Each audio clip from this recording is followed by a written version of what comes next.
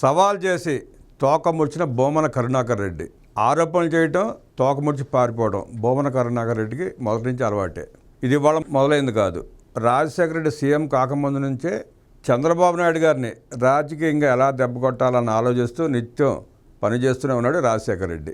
చంద్రబాబు నాయుడు గారు ముఖ్యమంత్రి కాకముందు ఒక సెకండ్ని అడ్డం పెట్టుకుని తెలుగుదేశం పార్టీని చీల్చాలని ప్రయత్నం చేశాడు. ఆయన వల్ల కాల. చంద్రబాబు నాయుడు గారు ముఖ్యమంత్రి అయిన తర్వాత రకరకాల ప్రయత్నాలు చేశాడు. కులాలు, మతాలు, ప్రాంతాలు, ఆఖరికి రాష్ట్రాన్ని విడదీసే స్థాయికి తీసుకెళ్ళాడు. అయినా చంద్రబాబు నాయుడు గారిని కానీ తెలుగుదేశం పార్టీని కానీ కించిత్ కదపలేపాడు రాజశేఖర రెడ్డి. ఏం చేయలేక, బహుశా వాళ్ళ పథక రచన అయి ఉంటుంది, వాళ్ళు అండలేకుండా చంద్రబాబు నాయుడు గారి మీద అలిపిరిలో క్లైమర్ మైన్ల దాడి చేయటం అంత ఆషామాషయం కాదు. ఎవరి ప్రోద్బలం ఉందో, ఎవరి అండతో ఎవరు చేశారో ప్రపంచం అంతా తెలుసు. ఆ వెంకటేశ్వర స్వామికి ప్రథమ భక్తుడు శ్రీ నారా చంద్రబాబు నాయుడు గారు. ఆయనే కాపాడుకున్నాడు. ఆ 7 కొండల జోలికెళ్ళి తర్వాత పరిణామ క్రమంలో ఎవరు ఎలా అయిపోయారో, ఎట్లా అయిపోయారో చూసాం. అయినా వాళ్ళ కుట్రలు మానలేదు. 2014లో చంద్రబాబు మళ్ళీ ముఖ్యమంత్రి అయిన తర్వాత రమణ దీక్షితులు అని ఆయన అడ్డం పెట్టుకుని పింక్ డైమండ్ నాటకం ఆడి హిందూ భక్తుల మనోభావాలను ఎలా దెబ్బతీశారో, ఆ వెంకటేశ్వర స్వామి భక్తుల మనోభావాలతో ఎలా ఆడుకున్నారో చూసాం.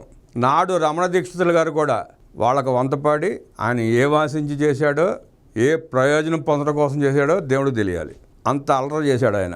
లేని పింక్ డైమండ్ని ఉందని చెప్పి నమ్మించే ప్రయత్నం చేసి కొంతవరకు సక్సెస్ అయ్యారనే చెప్పాలి. ఆ తర్వాత అదే రమణ దీక్షితుల్ని ఎలా అవమానించి జగన్మోహన్ రెడ్డి ముఖ్యమంత్రి అయిన తర్వాత బయటికి పంపించాడో కూడా చూసాం. దేవుడితో ఆడుకున్న ఎవరిని కూడా ఆ కలియుగ వెంకటేశ్వర స్వామి అంత ఈజీగా వదిలిపెట్టాడు. తేలిగ్గా వదిలిపెడతాడని అనుకోవడం కూడా వాళ్ళ భ్రమలే. జగన్మోహన్ రెడ్డి 5 ఏళ్ల పాలనలో ఎన్ని దారుణాలు చేశాడో చూసాం. కల్తీని దగ్గర నుంచి దోచుకుందంటూ ఎక్కడ ఏదీ లేదు.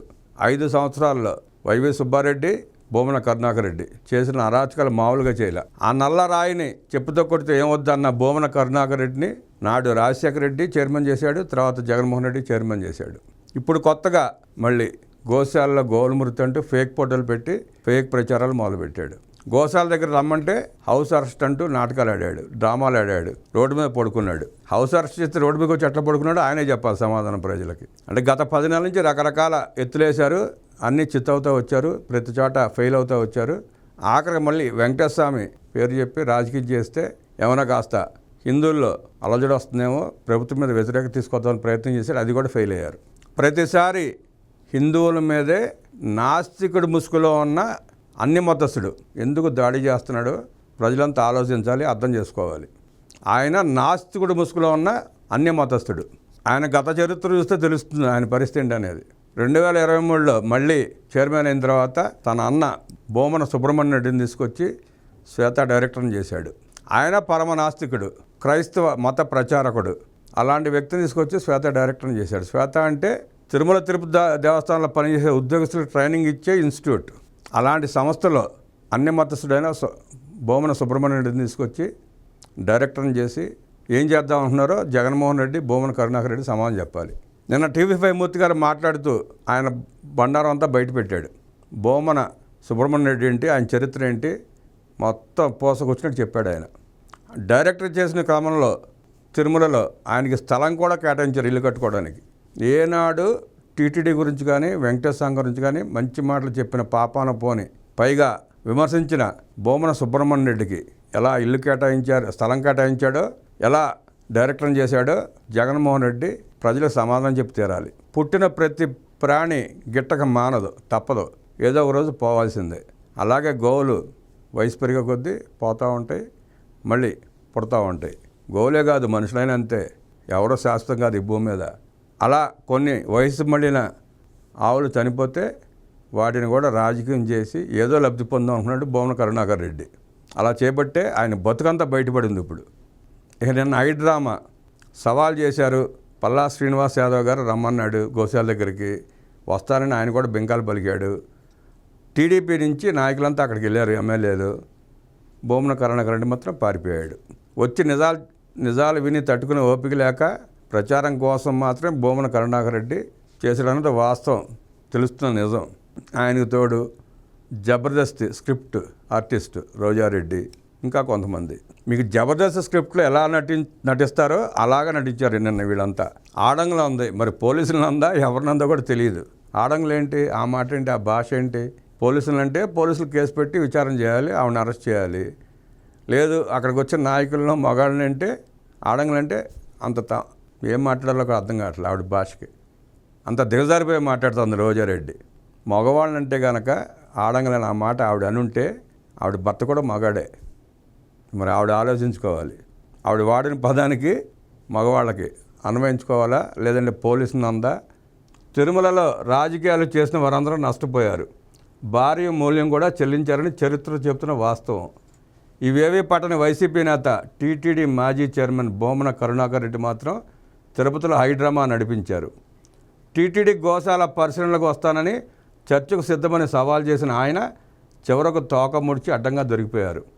ఛాలెంజ్ చేసిన ప్రకారం అనుచరులు లేకుండా కూటమి ఎమ్మెల్యేలు గోశాలకు చేరుకున్నారు. అయితే ఒక్క పోలీస్ అడ్డు చెప్పకపోయినా హౌస్ అరెస్ట్ అంటూ రోడ్డెక్కి బోమన డ్రామాలకు దిగి గోశాలకు వెళ్లకుండా తనకు అసలు సిగ్గనేది లేదని నిరూపించుకున్నాడు. సిగ్గనే పదానికి అర్థం కూడా తెలియదు వాళ్ళకి, నిరూపించుకునేదే ఉంది. తిరుపతి గోశాలలో గడిచిన 3 నెలల్లోనే 100 మేర గోమాతల మృత్యువాత పడ్డాయంటూ తిరుపతి మాజీ ఎమ్మెల్యే, తిరుమల తిరుపతి దేవస్థానం మాజీ చైర్మన్ బోమన కరుణాకర్ రెడ్డి రాజకీయ రచ్చకు తెరతీశారు. రాజకీయ దురుద్దేశాలతో బోమన కల్పిత కథలను ప్రచారం చేస్తున్నారంటూ ప్రభుత్వంతో పాటుగా టీటీడీ పాలక మండలి కూడా ప్రతిస్పందించింది.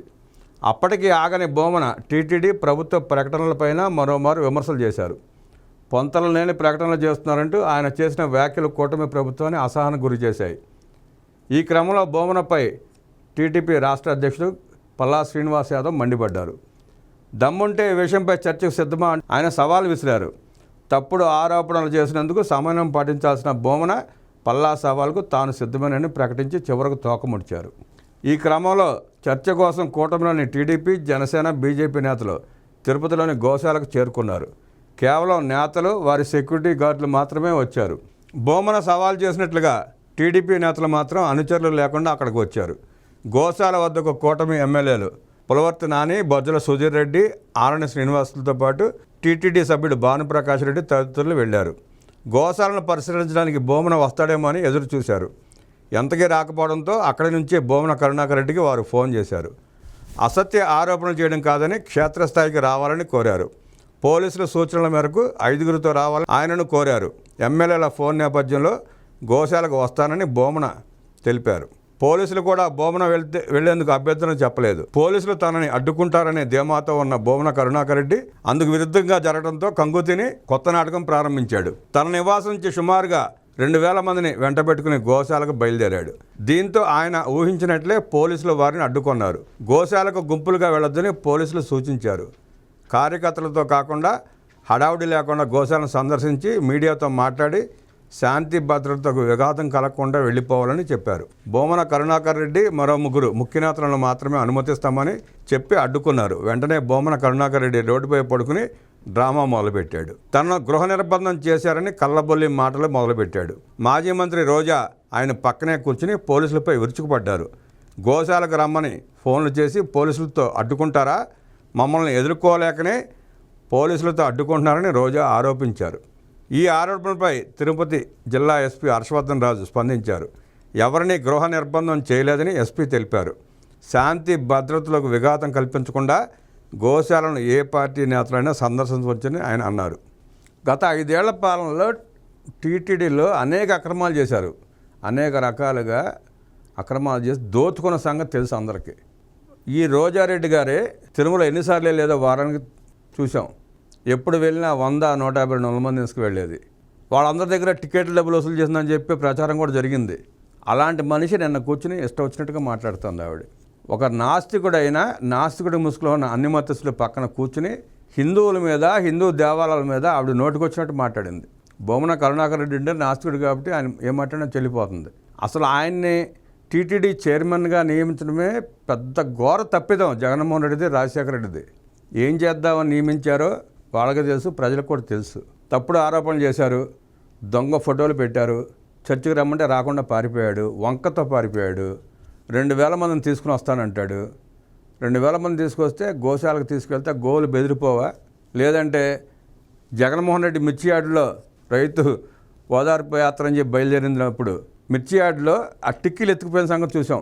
అలాగే మొన్న రాప్తాడు జగన్మోహన్ రెడ్డి వచ్చినప్పుడు ఆ హెలికాప్టర్ పైలట్ బ్యాగులు సామాన్లు ఎత్తుకుపోయిన సంగతి చూసాం మనం.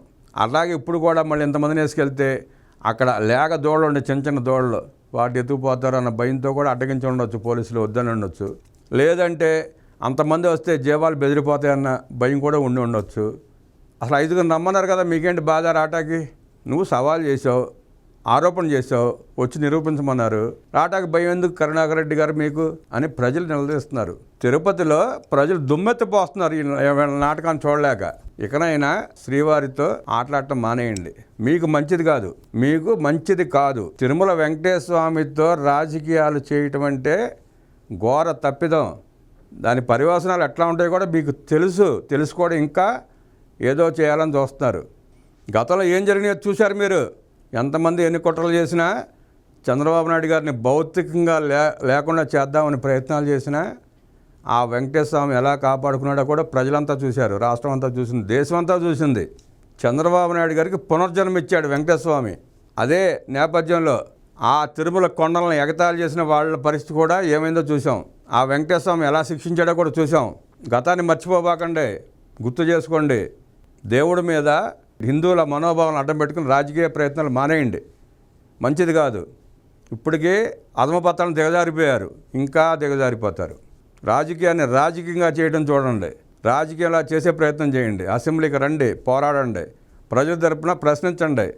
అంతేగాని ఇంకా కులాలు, మతాలు, ప్రాంతాలు, దేవుళ్ళు ఏందండి పిచ్చి రాజకీయాలు? మారరా మీరు మారరా? మారకపోతే ప్రజలకే తెలుసు ఎలా బుద్ధి చెప్పాలి.